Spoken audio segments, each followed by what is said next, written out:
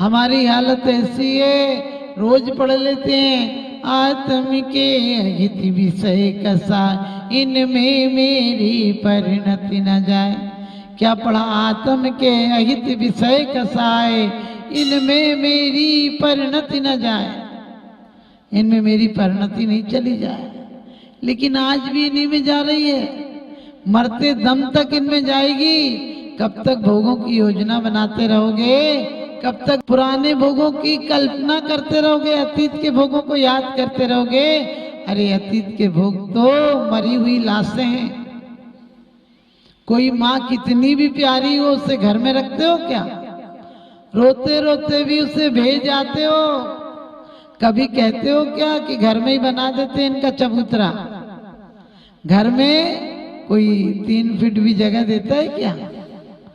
आप ध्यान रखना, कहते हैं कि 3 गज कच्ची जमीन में दफना दिया गया, जिसके नाम पर कई किले जमीनें थी।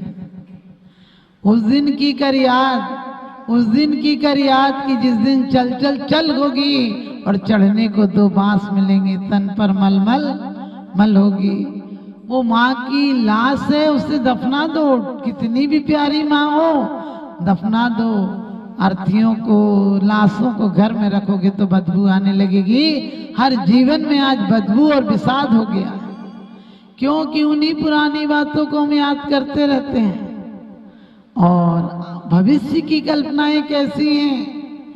अजन्मा बच्चा है, माँ को बच्चे से बहुत प्यार हो, बोले जल्दी देखना है हमको, तो बिल्कुल जल्दी चाहिए बच्चा। 9 महीने तक कौन इंतजार करेगा? तो क्या होगा? बच्चा कोई 5 महीने में ही निकलवा ले ऑपरेशन आदि के माध्यम से, तो बताओ बच्चा किसी काम का रहेगा क्या? ना माँ को सुख दे पाएगा, ना खुद सुख पाएगा। इसी प्रकार से हमारी अतृप्त कामनाएं, भोगों की वासनाएं जो और मिल जाए और मिल जाए, वो क्या है? अजन्मा बच्चा। बच्चा अपनी समय से आएगा, लेकिन उसकी सुरक्षा करनी पड़ेगी, क्योंकि कोहनूर को संभाल कर रखना पड़ता, उसे सड़क में नहीं डाल देते हैं। जानवर के बच्चे को पालने की जरूरत नहीं पड़ती है, चलते ही माँ चाट लेती है और बच्चा चलने लग जाता है। लेकिन आदमी के बच्चे को ऐसे ही छोड़ दो।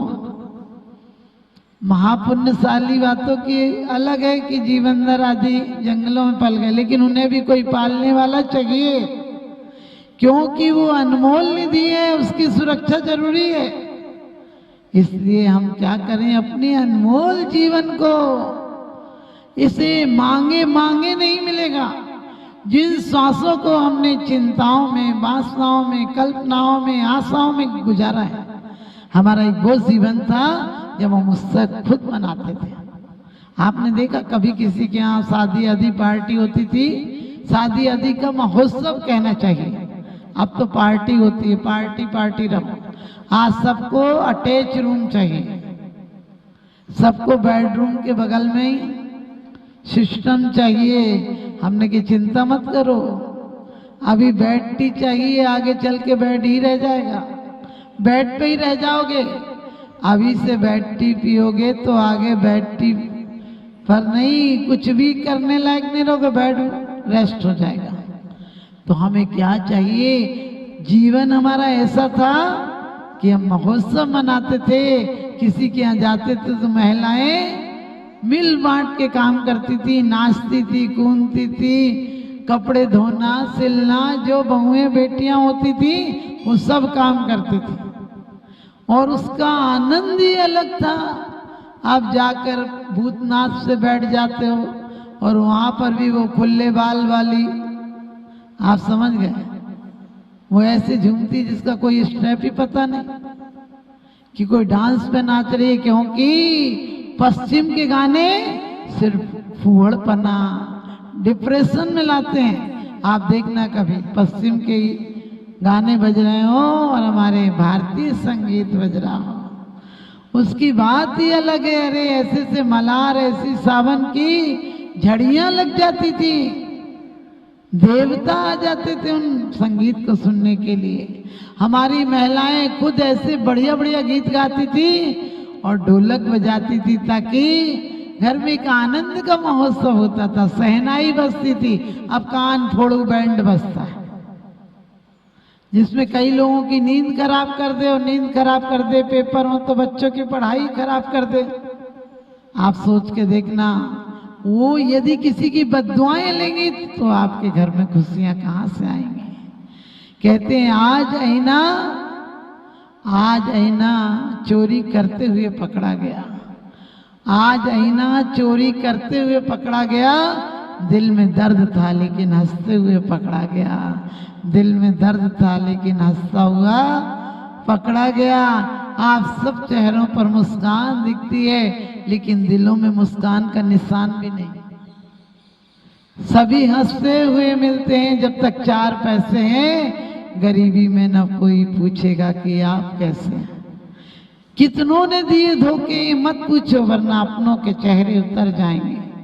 अंतरंग की चित्त वृत्ति को आत्मशक्ति में परिवर्तित करना। हम मंदिरों में इसलिए नहीं आते कि भगवान की पूजा करके चले जाएं। हम आत्म पूजा की योजना बनाने के लिए मंदिर आते हैं। हम स्वयं को परमात्मा बनाने के लिए परमात्मा के दरबार में आते हैं।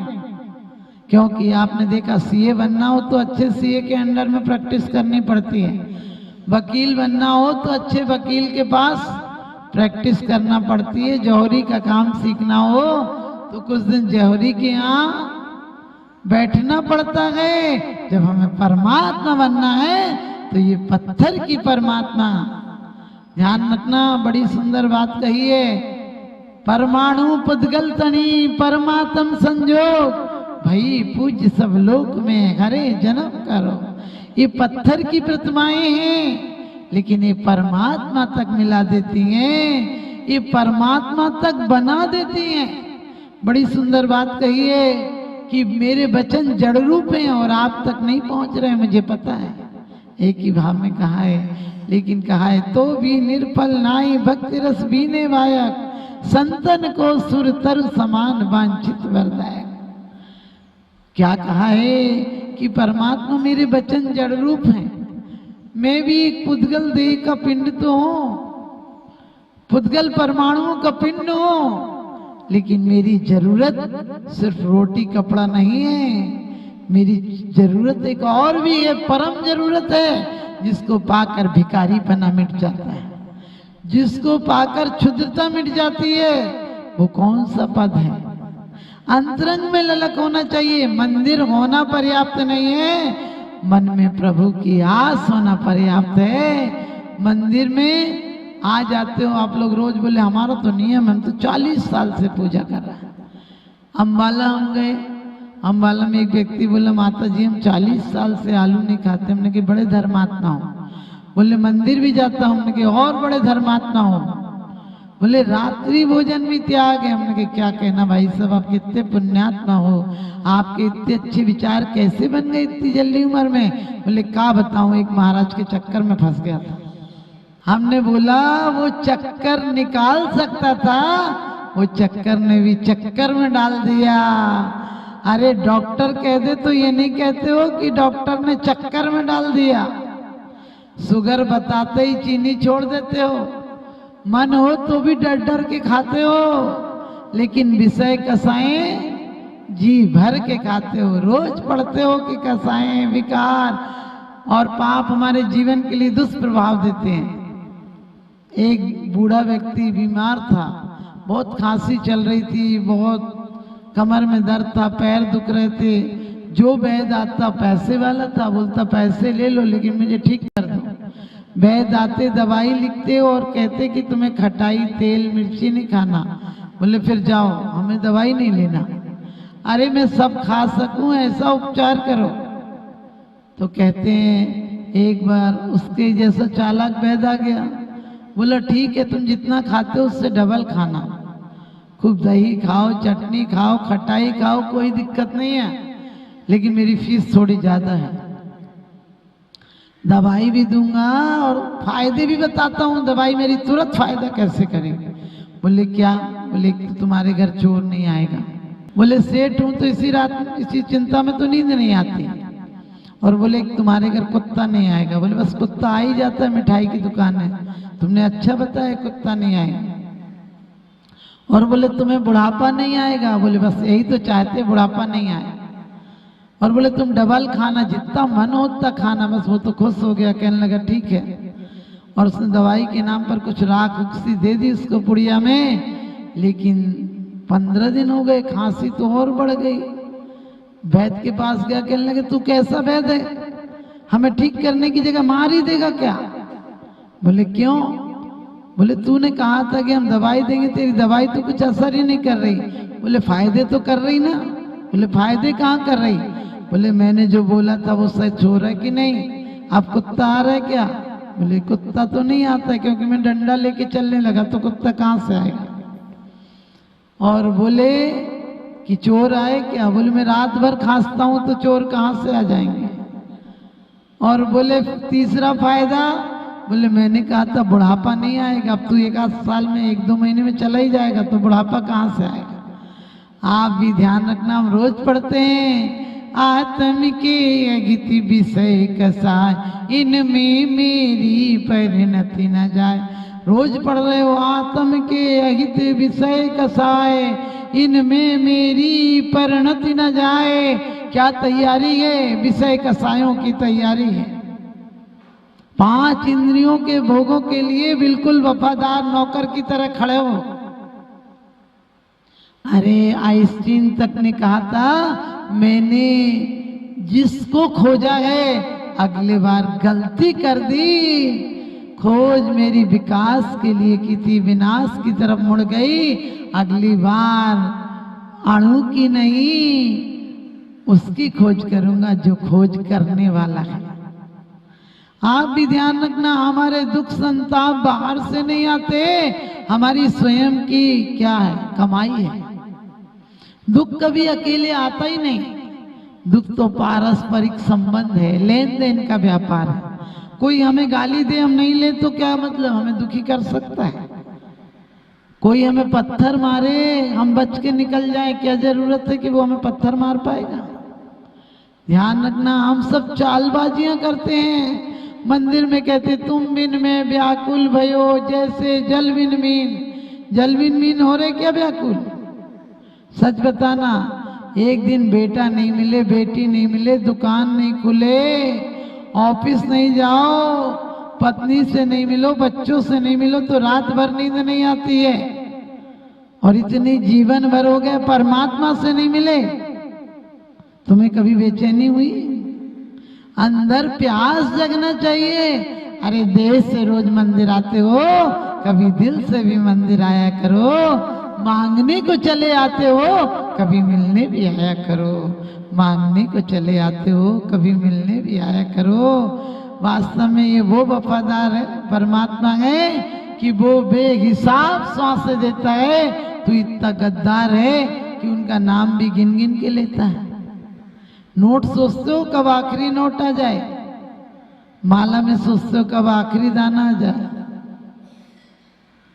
हम जीवन में रोज कहते हैं भगवान कैसी भी परिस्थितियों वन उपवन प्रसाद कुटी में नहीं खेद नहीं ममता हो। ध्यान रखना, संत बनना 2 सेकंड का काम है, संत होना जीवन भर का पुरुषार्थ है।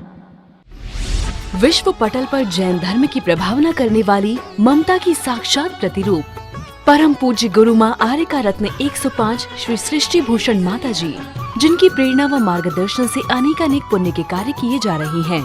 माता जी के आशीर्वाद से सिद्ध क्षेत्र, अतिशय क्षेत्र एवं महानगरों में सेवा के पुनीत कार्य भी किए जा रहे हैं।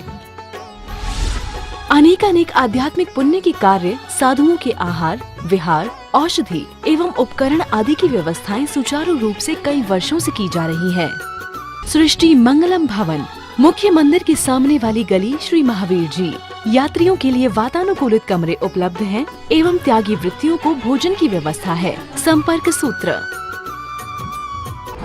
1 लाख से अधिक राशि देकर संरक्षण आदि पद प्राप्त कर सकते हैं। साथ ही छोटी राशि दान करके भी पुण्यार्जन कर सकते हैं। आप अपनी दान राशि दिए गए निम्नलिखित बैंक खाता विवरण में जमा करा सकते हैं। अधिक जानकारी हेतु संपर्क सूत्र